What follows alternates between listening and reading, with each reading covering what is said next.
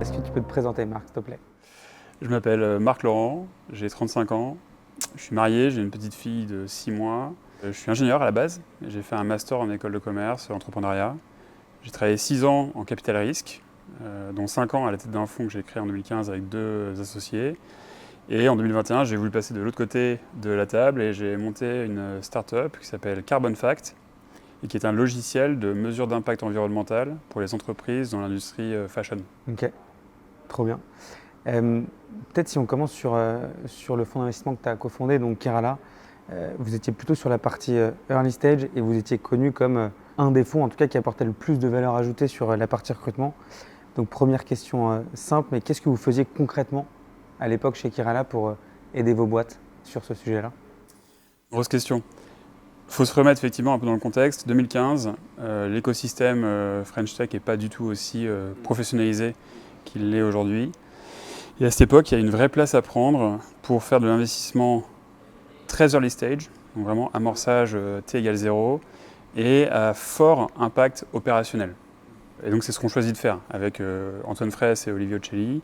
En janvier 2015, on crée Kerala avec une proposition de valeur qui est notamment d'impacter énormément sur le recrutement. Et donc là, on déploie des méthodes et de la bande passante pour aider toutes nos participations à se professionnaliser à un niveau d'excellence sur les sujets d'attractivité des talents, recrutement et closing des talents. Et concrètement, quand tu dis on déploie des méthodes et de la bande passante, ça veut dire quoi si tu donnes un ou deux exemples, comment vous les aidiez concrètement? Ouais, alors c'est marrant, je pense, pour partager un peu l'anecdote. Au début de Kerala en 2015, moi j'ai 22 ans. Je suis un peu catapulté au board, alors c'est un grand nom, mais disons, aux réunions stratégiques avec nos entrepreneurs, notamment Stanislas Nyok-Chateau, fondateur de Doctolib. Et moi j'arrive, j'ai 22 ans, je ne sais pas grand-chose, et je dis à Stan, comment est-ce que je peux t'aider? Je ne vais pas t'apporter des conseils stratégiques, comment est-ce que je peux t'aider? Et il m'a dit, écoute, ma priorité numéro 1, c'est le recrutement de la meilleure équipe commerciale de France. Je ne connaissais rien au recrutement, mais on a tout de suite senti avec Antoine que en fait, ce recrutement, ce sujet du recrutement était extrêmement important pour tous les fondateurs. C'était tout le temps dans le top 3, souvent même le top 1. Et donc c'est là où on a cherché à les aider. Alors on y allait avec je dirais, nos prismes un peu d'ingénieurs ou de personnalités sorties du conseil ou de l'organisation, à savoir avec la mise en place de process, des playbooks pour s'assurer qu'on arrivait à homogénéiser et répéter ce qu'on mettait en œuvre, et effectivement de la bande passante parce que y a des moments où en fait moi mon travail était beaucoup plus celui d'un chasseur de tête que celui d'un investisseur classique. Et quand tu dis on a fait, c'était quoi votre rôle concrètement? On était vraiment un chasseur de tête. On parlait, et il y a beaucoup de similitudes, je pense, avec le positionnement que vous avez vous aujourd'hui, Ouais. à savoir, on commençait avant tout à discuter des sujets d'organisation. Ouais. Avant de parler recrutement, on parle organisation, Ouais. de la boîte à l'instant T et la cible T plus 6 mois, T plus 12 mois. Ouais. À partir de là, on comprend quels sont les manques dans le staffing actuel Ouais. et on définit des objectifs, une scorecard, une job desk et on commence à chasser.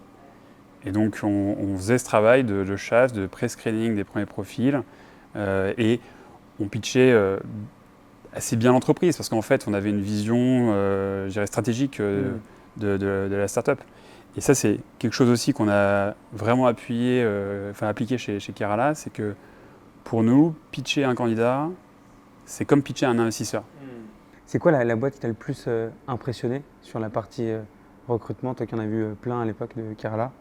Ah, je pense que Doctolib quand même était vraiment impressionnant. Et à quel niveau? Dans le niveau où en fait ils ont réussi. En fait je pense qu'arriver à faire en sorte que les 10, 15, 20, 30, peut-être 40, 50 premiers employés d'une entreprise se sentent comme dans l'équipe fondatrice, investis d'une mission et se comportent comme des fondateurs, ce qui est extrêmement puissant. Arriver à passer ça à l'échelle jusqu'à une équipe de 500, 600, jusqu'à 800, c'est extrêmement puissant. Et je pense que Doctolib, sur plusieurs dimensions, ils ont réussi à faire ça. En formalisant de manière très précise et claire les valeurs, les principes, les traits de comportement qu'on cherche. Je crois qu'ils ont réussi à passer à l'échelle sur ce sujet-là. Ouais.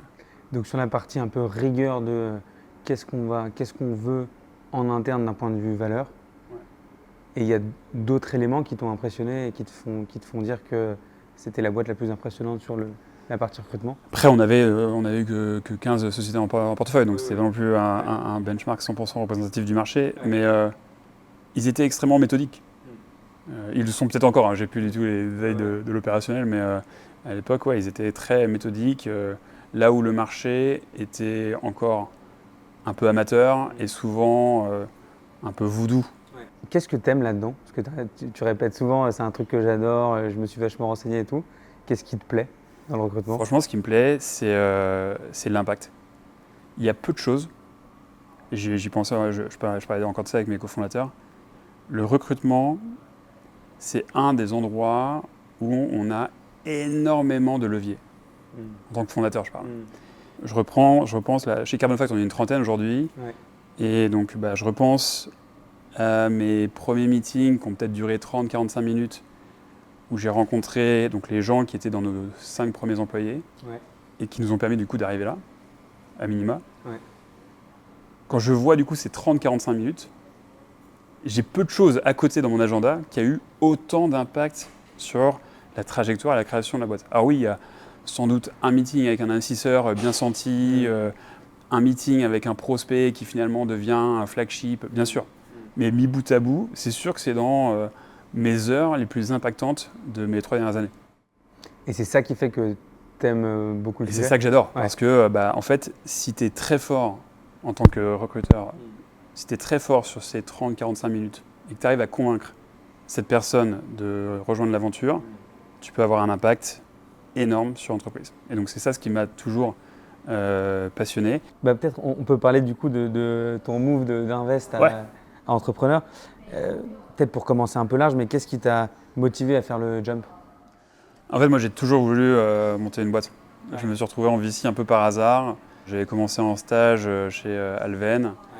Et après, j'avais voulu monter une boîte et je m'étais fait rattraper par la manche par Antoine Fraisse, à l'époque chez Otium, et qui m'avait dit non, mais attends, nous on n'est pas vraiment un fonds, on est majoritaire dans les participations, donc on est très impliqué, très opérationnel. Et j'ai un poste ouvert pour remplacer un certain Stanislas Nocchateau qui part monter Doctolib. Donc c'est comme ça que le lien s'est fait avec Antoine.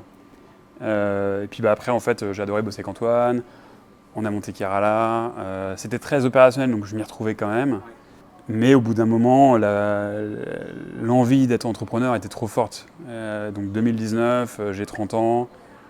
Les cycles de VC, c'est aussi un peu des cycles longs. Tu re-signes un peu pour 7, 10 ans. Là, c'était le bon moment pour moi de partir en plein Covid. Donc, pas idéal pour trouver des cofondateurs, mais un très bon moment pour réfléchir à ce que je voulais faire ensuite, quoi. Et comment t'es tombé sur Carbon Fact? Je savais que je voulais bosser sur le climat. Ouais. Parce que tu es sensible à ce sujet-là? Parce que c'était un des... Enfin, je voulais absolument trouver un sujet à impact. Ouais. Je connaissais pas grand-chose de climat en fait. Ouais. Pour être honnête, avant mai 2020, je savais qu'il y avait un problème climatique, mais je n'avais pas compris l'enjeu.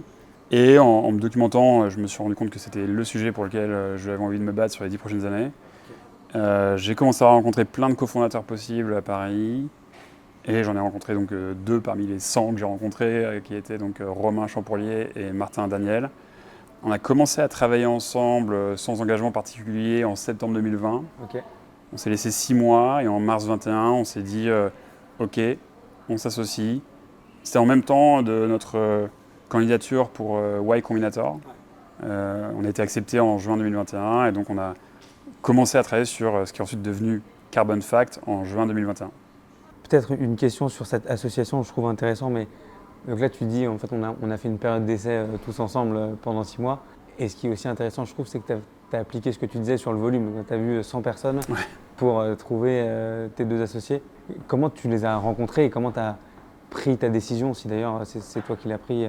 En fait, ce que j'ai cherché, c'est un fit sur les valeurs, la façon de travailler, nos attentes, ce qu'on voulait faire, le type d'entreprise qu'on voulait construire. Et Carbon Fact, on aura l'occasion, je pense, d'y revenir, est très singulier, notamment sur la politique RH. Et je cherchais aussi des cofondateurs avec lesquels on serait très complémentaires. Donc moi, j'ai plutôt un profil CEO, RH, finance, fundraising. sales, très fort sales bien sûr, et Martin et Romain sont complémentaires avec un prisme Romain très engineering et Martin product, data. Si on creuse ces 6 mois de collaboration avant de vous taper dans la main, qu'est-ce qui était important pour toi? Qu'est-ce que tu as creusé et qu'est-ce qui t'a fait dire avec eux, je pense que ça va marcher? Il y a eu plusieurs choses, trois choses je pense. Premièrement, c'est qu'on a répondu à un questionnaire qui s'appelle le Founder Questionnaire, qui est genre 50 questions. C'est un peu une préparation au mariage. Ouais. Ton rapport au travail, ton rapport à l'argent. Ça c'est top, ça permet quand même de voir si on est à peu près aligné. Deuxièmement, on a travaillé donc opérationnellement sur les idées qu'on essayait, qu'on tuait, qu'on explorait.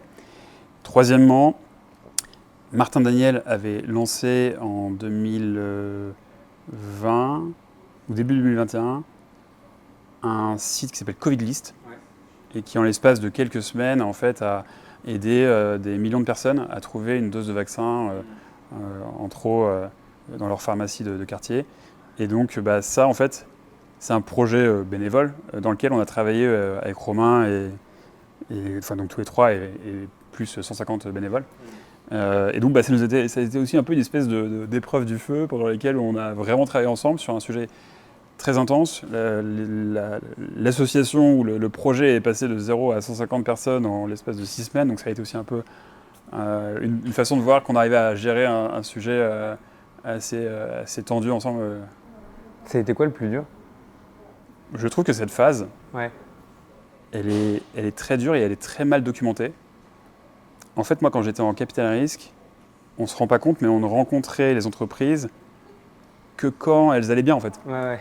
Que lorsqu'il y avait un début de traction, de validation du marché. Et en fait, souvent, on ne voyait pas trop les 12-18 mois qui précèdent, qui sont en fait des montagnes russes émotionnelles. D'un prospect qui est à deux doigts de vous dire par email c'est exactement ce dont j'ai besoin, parlons-nous demain, j'ai du budget, et qui en fait ne vient pas au rendez-vous et ne répond plus jamais à l'email. Et ça, c'est des choses où quand tu n'es pas préparé, émotionnellement, c'est assez dur. Et ça peut prendre vachement de temps. Toi, parce que... Ouais, beaucoup. Ouais. J'ai été très surpris de ça. Et ça a été dur à vivre, en plus, j'imagine, en venant du VC un peu shiny parisien. Ouais, c'est sûr. Tu te mets... En fait, vu qu'en VC, ton T égale 0, parfois, il commence quand tu rencontres la startup et que tu n'as pas en tête ce qui se passe avant. Toi, quand tu commences là, tu te dis, mais qu'est-ce qui se passe, quoi? Pourquoi est-ce que ça ne se passe pas comme ce que j'avais vu avant? Pourquoi est-ce qu'on galère? Pourquoi est-ce que les gens ne répondent pas?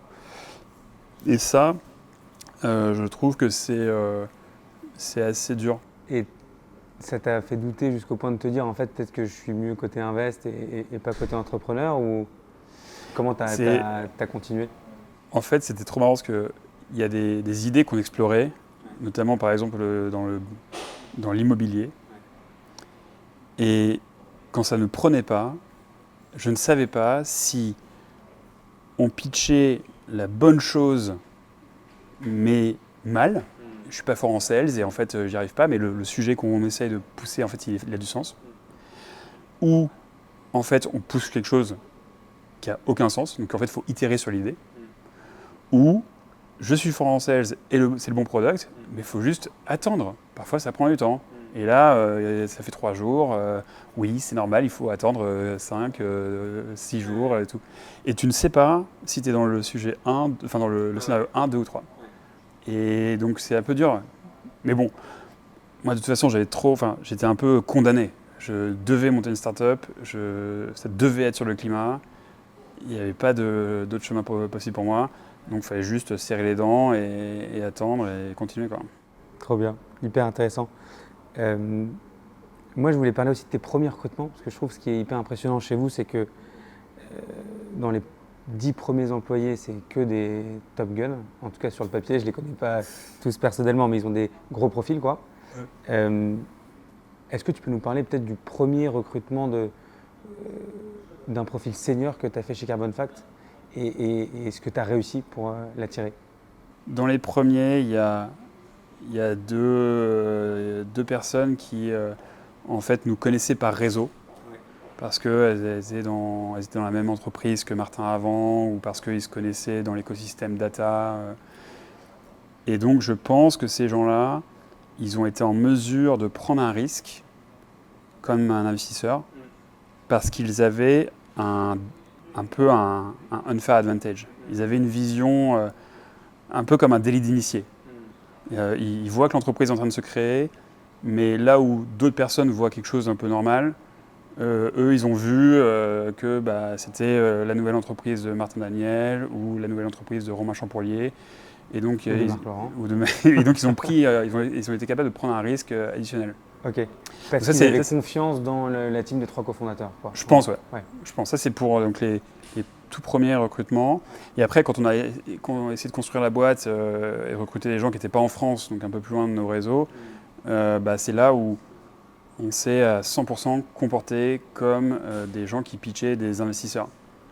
Et donc, ça veut dire, ça peut pas être bête, mais ça veut dire que c'est le CEO qui rencontre la personne soit au tout premier meeting, soit au deuxième meeting, et que le CEO arrive avec un deck, quasiment un deck de levée de fonds, pour présenter c'est quoi le problème, pourquoi c'est why now, c'est quoi la solution, c'est quoi la concurrence, c'est quoi l'ambition de la boîte, qu'est-ce qu'on peut faire et tout, quoi. Comment tu as cessé en parallèle du coup les candidats? Parce que tu as une approche très vente du coup. Tu les as cessés en parallèle ou tu te disais bon Non, en le fait c'est un profil peu est tellement séquentiel. bon que ouais. Non. En fait, je pense que le premier objectif en recrutement, c'est de faire en sorte que la personne à qui tu parles veuille venir chez toi. Donc le premier meeting, il y a un petit peu d'assessment, mais c'est plutôt pour arriver à identifier des cas négatifs quasiment sûrs, auquel cas on va écourter le rendez-vous parce que c'est pas un fit mutuel. Mais dès lors qu'on a un a priori positif, là moi je passe plus du tout en mode assessment, je passe en mode full vente et j'essaye de convaincre la personne qu'il faut qu'elle vienne chez nous pour les 5, 7, 10 prochaines années. Et ensuite seulement, si j'ai réussi à faire ça, là je reprends une dimension full assessment. Je préviens en fait la personne, je dis le prochain meeting, il va pas être très sympathique. Je vais creuser ça, je vais creuser des situations de conflit que tu as pu avoir, ce que disent les gens qui te connaissent bien, les feedbacks que tu as reçus dernièrement, mais je les préviens, quoi. Ok, donc ils sont pas surpris et là ensuite tu déroules ton assessment. Et là pour le coup, j'ai l'assessment déroulé très méthodique. Et tu t'es jamais mis de barrière un peu psychologique tout seul en disant mais ce profil-là on est encore trop petit, on n'arrivera jamais à l'atteindre? Non, parce que en fait, je respecte que les gens puissent vouloir nous rejoindre ou puissent vouloir ne pas nous rejoindre. Je pense qu'il n'y a pas de bonne ou de mauvaise décision. Ça dépend un peu de où est-ce que tu en es dans ta vie. Il y a des gens qui viennent de contracter un prêt immobilier, des gens qui viennent d'avoir 2 gosses, à qui tu ne peux pas vendre de l'equity, quoi. Juste, il faut payer le loyer à la fin du mois et c'est pas possible autrement. Et j'adore ce que vous faites, Carbon Fact, ça a l'air bien, mais en fait, c'est pas que c'est pas moi, c'est que c'est pas moi maintenant. Et auquel cas, je respecte. En revanche, si tu es dans une logique de vouloir prendre du risque, aller chercher potentiellement de l'upside significatif, là, pour le coup, il n'y a pas de limite. Je pense qu'on peut plaire à beaucoup de gens. Ouais, est-ce que tu peux nous donner du coup un exemple d'un recrutement au début qui a été spécialement bien réussi et son impact pour les premiers mois ou années de Carbon Fact? J'en ai plusieurs, je peux en partager 3 qui sont parmi nos 3 premiers recrutements et qui sont des recrutements un peu différents. On a pu recruter en data et au customer success 2 personnes qui étaient dans le tout début de leur carrière, avec qui on a fait un pari. C'est extrêmement satisfaisant de voir que ce pari réussit, quoi, et que la personne en fait grandit avec l'entreprise, avec son rôle, change en fait de rôle progressivement, passe de contributeur individuel à manager d'une équipe. Et donc ça c'est, je pense, une première réussite. C'est comment est-ce que tu arrives à parier sur des gens qui sont au début de leur carrière et pour les inscrire dans une trajectoire qui est parallèle à celle de l'entreprise. L'autre cas qui me vient en tête, c'est la personne qu'on a recrutée au marketing qui avait déjà vu le film, elle, donc haut type de profil, qui avait déjà été CMO d'une grosse société qui faisait entre 50 et 100 millions d'ARR, à qui du coup on a dit reviens à T égale 0, construis le département avec nous, tu as les clés du camion, tu fais ce que tu veux. Et là aussi, c'était un peu un pari parce que y a beaucoup de gens qui ne sont pas capables, après avoir été C-level, de repartir from scratch et de reconstruire les mains dans le cambouis toute seule et tout. Et extrêmement successful. Elle a construit la team. Et aujourd'hui, le marketing, c'est quelque chose de c'est une grande force de Carbon Fact. Trop bien. Et à l'inverse, implanté. Ouais, de ouf. Plusieurs. Le plus gros, Non, le plus surprenant, tu vois. Dans les premiers recrutements, on s'est trompé sur un profil en ingénierie, mais parce que je pense qu'on n'était en fait pas assez clair envers ce que nous on cherchait vraiment. Et donc ça nous a permis en fait entre cofondateurs, c'était au tout début de la boîte, de nous aligner sur en fait mais ça ce trait, je comprends que tu l'aies valorisé mais c'est pas le sujet aujourd'hui. En revanche il y a ce trait là qui est super important et là pour le coup on l'a pas ici parce que pareil ce candidat il est à un moment dans sa carrière, il a un super track record mais c'est pas ça quoi, c'est pas un bon fit pour lui de rejoindre une start-up avec 3 cofondateurs dans une cave quoi. Pour creuser ça, et avec du recul, qu'est-ce que tu as survalorisé qui, in fine, n'était pas forcément le plus important? Et à l'inverse, qu'est-ce que tu as sous-valorisé qui l'était? Pour être un peu schématique, la personne qu'on avait recrutée était extrêmement forte techniquement. Profil 10 ans de software engineer full stack dans 2 très grosses startups, mais avait plutôt connu des entreprises grosses, matures. Là où en fait, je pense que ton premier ou tes tout premiers recrutements en tech doivent être des gens beaucoup plus scrappy, qui font des choses rapidement mal, mais c'est volontaire parce que le but du jeu, c'est pas de construire une Rolls-Royce pour passer à l'échelle. Le but du jeu, c'est d'avoir une réponse le plus rapidement possible du marché.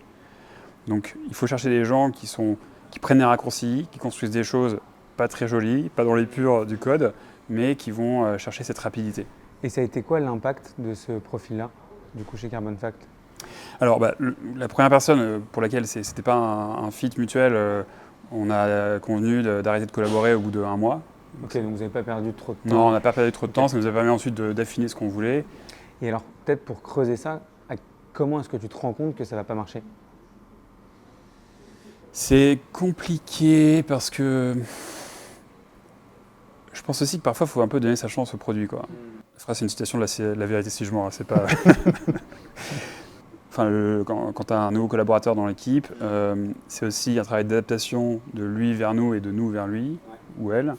Et il faut mettre un peu d'eau dans son vin des deux côtés. Donc parfois, il faut se dire, en fait, ok, ce trait n'est pas exactement comme je l'attendais, mais pourquoi pas, il faut jouer sur les forces des gens. Et donc, savoir mettre le curseur entre je m'adapte et en même temps, là, attention, si on va vraiment dans cette direction-là, je pense que ça peut causer un risque pour l'entreprise ou pour la culture. Le curseur n'est pas toujours évident à mettre. Et c'est pour ça que parfois, on prend une décision non pas en 4 semaines, mais plutôt en 8 parce qu'on a besoin de plus de recul. Mais à un moment donné, il faut savoir la prendre. Ouais. Et là, sur ce cas précis-là, qu'est-ce qui t'a fait dire, toi et tes associés, on arrête? On trouvait que la personne ne se comportait pas assez comme un fondateur, comme un actionnaire. Typiquement, on pensait qu'elle ne remettait pas assez en cause en fait, les choix qui étaient faits un peu collectivement. Elle était plus dans l'exécution, qu'elle exécutait très bien d'ailleurs, mais parfois elle n'avait pas ce regard critique de est-ce que vous êtes sûr qu'il faut faire ça parce que moi j'aurais peut-être fait ça comme ça. Et c'est ça ce qu'on cherche en fait. On cherche des gens qui se comportent comme des propriétaires et pas des locataires. Et donc qui vont vraiment mettre leur grain de sel, avoir un esprit critique avant d'exécuter comme ça. Et comment est-ce que tu t'es aperçu de ce manque de scrappy chez ce profil tech que vous avez sorti? Dans le fait qu'il n'arrivait pas à proposer une solution un peu court terme. C'était malheureusement souvent des projets un peu à 6-8 semaines. Lorsque, en fait, au tout début de la vie de la boîte, il faut absolument sortir quelque chose en 1 semaine, même si c'est juste un front. Lui, il refusait. Enfin, concrètement, ça se passait comment? Il acceptait pas de sortir quelque chose en 1 semaine? Il acceptait pas parce que c'était sans doute pas aligné avec sa façon sa conception de bien travailler, qui était de faire quelque chose directement capable de passer à l'échelle. Et donc pour tester ces côtés scrappy, en fait c'est assez simple. Les gens qui ont une dimension scrappy, en tech je parle, sont des gens qui en moyenne vont plutôt essayer de avoir des projets un peu à côté, quoi. Ils vont développer des petits tools, avoir des petits projets un peu annexes, s'amuser. Quand tu leur proposes, ok, il faudrait qu'on fasse ça, comment tu ferais ça? Bah écoute, si tu as une semaine, je fais ça comme ça. Si tu as 3 mois, je fais ça comme ça, comme ça, comme ça. Et donc ils ont un peu cette géométrie variable dans le cerveau. Peut-être si on réélargit un peu, c'est quoi tu penses ta plus grande faiblesse sur le recrutement? Parce que je trouve que tu es très réfléchi sur le sujet, enfin, tu en as fait beaucoup dans un fonds puis dans ta boîte. Sur quoi est-ce que tu galères encore aujourd'hui? En fait, le recrutement, c'est un peu un métier donc de volume, de reconnaissance de patterns. On voit des ingrédients qui par le passé ont bien marché, donc on se dit que ça va bien marcher. Et ça, le problème, c'est que ça fait un peu du copier-coller, quoi. Et quand on réfléchit comme ça, souvent, on minimise les gros dégâts, parce qu'effectivement, on tombe jamais trop loin de profils qui, globalement, performent bien. Mais on fait l'impasse sur des wildcards, des gens qui n'ont pas la même vision des choses, qui n'ont pas le même background, qui ont des expériences pas du tout linéaires, un peu dures à capturer. Des gens qui ont en fait des backgrounds qui sont assez singuliers, quoi. Et du coup, bah, quand tu les mets toi dans ta machine de reconnaissance de pattern, tu te dis ouais, en fait, je n'arrive pas à tirer de conclusion. Et du coup, est-ce que je veux prendre ce risque? Et parfois, je pense que si tu prends un risque, tu peux avoir des résultats exceptionnels. Tu as un exemple de ça où tu t'es dit ça rentre pas dans les patterns mais j'ai envie de prendre le risque et ça a bien marché? Ouais, grave. Franchement, bah, on a notre première sales chez Carbon Fact qui avait pas fait de sales avant. Elle a fait du conseil. Puis elle avait monté sa propre marque de fashion. Et elle candidate pour un poste de sales. Et pour le coup, c'est plutôt pas recommandé de recruter des gens qui n'ont pas du tout fait de sales pour un poste de sales.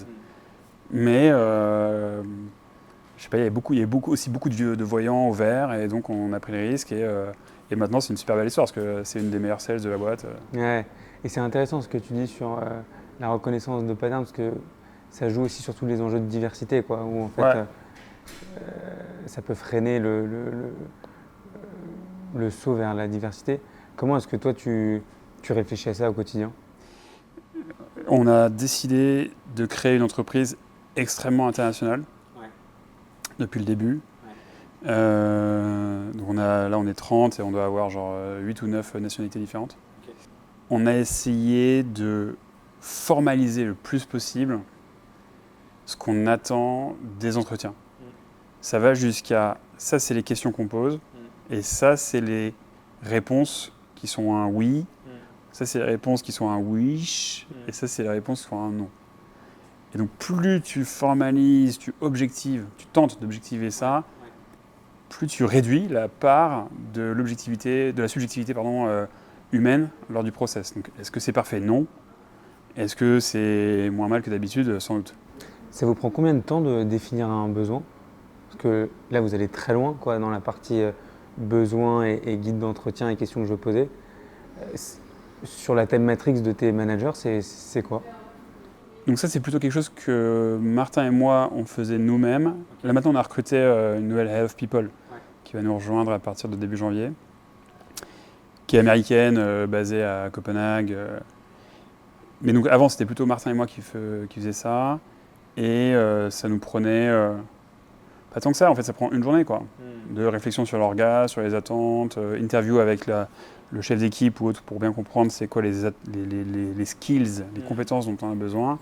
Et ensuite formaliser ça. En tout, c'est peut-être une journée. Mais bon, tu le sais mieux que personne, c'est la journée peut-être la mieux investie dans tout le process parce que si tu cherches quelque chose que tu ne veux pas... Tu disais, hyper important de bien pitcher la partie equity. Tu peux nous expliquer comment tu fais concrètement? Ouais. Déjà, il faut un peu voir si le candidat connaît déjà un peu le mécanisme en France, BSPCE, mais globalement de stock option. Et s'il ne le connaît pas très bien, c'est important de lui réexpliquer la logique. Qu'est-ce qu'une stock option? comment fonctionne le mécanisme avec le prix d'exercice, la dilution, etc. quoi. Et une fois que le candidat a bien compris tout ça, nous on lui détaille le plan tel qu'on l'a conçu, à savoir le nombre d'actions qu'il aura, le prix par action que ça représente si on suppose le dernier round, le prix d'exercice que nous on a discounté par rapport au dernier round de manière à ce que nos candidats soient plus rapidement in the money. Les délais d'exercice, si toutefois ils souhaitent partir de Carbon Fact, faire en sorte qu'ils n'aient pas juste 3 mois pour se retourner. Enfin, on explique, on prend vraiment le temps d'expliquer tout ça pour qu'ils comprennent vraiment l'importance de ça et prennent une décision informée. Et qu'est-ce que tu réponds aux profils qui te disent, qui croient moins maintenant au BSPCE? Je comprends pourquoi tu penses ça. Je pense que tu penses ça et je comprends parce que beaucoup de startups ont donné 5 10 000 euros à des candidats qui étaient là au tout début. Donc même si l'entreprise a une belle trajectoire, souvent en fait, ça ne représente pas grand-chose au bout de 5 ans. Ou alors elles ont levé sur des valos stratosphériques. Et donc toi, pour faire ton x2, x3 en tant que candidat, c'est super compliqué. Ou alors, quand tu pars, tu as 3 mois pour te retourner et peut-être exercer, donc trouver des dizaines de milliers d'euros pour exercer, et c'est pas réaliste. Et donc nous, on leur dit, en fait, nous, chez Carbon Fact, on recrute, on a essayé d'avoir une espèce de talent density, pour donner 2-3 chiffres. On essaye d'avoir moins d'employés par rapport à notre stage de l'entreprise que la moyenne de l'industrie. Là où une start-up, quand elle lève sa série A, souvent ils ont une vingtaine de salariés sur le payroll. Nous, on était 9. Et on essaye toujours de... Là, tu vois, on est 30 lorsque on a des chiffres comparables à d'autres startups qui ont plutôt 60, 70 employés. On essaye de garder ça. Et donc ça, l'autre côté de la pièce, c'est que tu es obligé d'avoir des gens plus seniors, du coup souvent mieux rémunérés et bien plus incentivés au capital. Mais on pense que c'est un pari gagnant. Et donc, ce qu'on dit à ces profils-là, quand on arrive à leur faire une proposition de nous rejoindre, c'est qu'ils ont beaucoup de stock. Donc c'est souvent des packages entre 50 et 200 000 euros de stock lorsqu'ils nous rejoignent. Un prix d'exercice qui est discounté par rapport au dernier round. Et si, après 4 ans, ils veulent partir de Carbon Fact, à ce moment-là, ils n'ont pas 3 mois, mais ils ont 2 ans pour décider si oui ou non ils souhaitent exercer leur stock. Donc ça maximise les chances de survenance d'un événement de liquidité pour pas qu'ils aient à mettre l'argent sur la table, quoi. Et donc ça prend du temps de leur expliquer tout ça, mais quand on leur parle de ça, ils comprennent qu'on a conçu le plan d'une manière extrêmement employee friendly, quoi. C'est quoi le départ qui t'a fait le plus mal chez Carbon Fact? Ils m'ont fait tous mal. Et ils me feront tous mal. Non, celui qui te vient en tête? Il y a différents cas de figure. On a une personne qui est partie parce que à un moment son rôle avait vachement changé depuis le début. Et c'était un rôle qui lui plaisait plus trop, quoi, qui était moins dans la contribution individuelle, plus dans le leadership, et c'était moins ce que cette personne voulait faire à ce moment-là de sa carrière. On a une autre personne qui est partie pour monter sa boîte. Bon, c'est une meilleure excuse, mais bon, c'est quand même... c'est dur de lui en vouloir. C'est dur de lui en vouloir. Un peu ce que tu as fait. Une autre personne qui est partie pour performance, manque de performance, et là, c'est aussi notre faute. Qui est partie d'elle-même? Non, dont on a cassé la période d'essai. Et là, c'est aussi notre faute parce que cette personne, elle avait quitté son job pour nous rejoindre et on pensait que ça serait un fit et en fait, ça n'a pas marché. Et une autre personne qui est partie poursuivre sa passion et cette personne a perdu du temps dans notre process, nous on a perdu du temps dans son process et en fait, cette personne aurait été mieux à tout de suite aller suivre sa passion. Et qu'est-ce qui te fait mal? Tu dis ils me font tous mal, tu peux aussi... Enfin, les raisons, je trouve, elles s'entendent quoi sur les 4. Qu'est-ce qui te fait particulièrement mal? C'est que sur l'ensemble de ces cas de figure, à un moment donné, soit on n'a pas été bon dans le process de recrutement pour identifier des choses, soit on n'a pas réussi à faire grandir les gens suffisamment ou à évoluer les gens ou à faire évoluer l'orga de manière à ce qu'on puisse garder tout le monde, soit on n'a pas réussi à faire en sorte que cette personne se dise que son entreprise c'était Carbon Fact et qu'il n'y avait pas besoin d'aller créer une autre entreprise à côté. Non, merci beaucoup Marc. C'est trop sympa d'avoir pris le temps et je pense que ça va aider à la fois des VC à apporter de la valeur à leur portefeuille, à des entrepreneurs qui se lancent à avoir les bonnes pratiques de quelqu'un qui a passé 10 ans à mettre beaucoup d'intensité sur le recrutement. Donc merci d'avoir pris le temps. Merci à toi.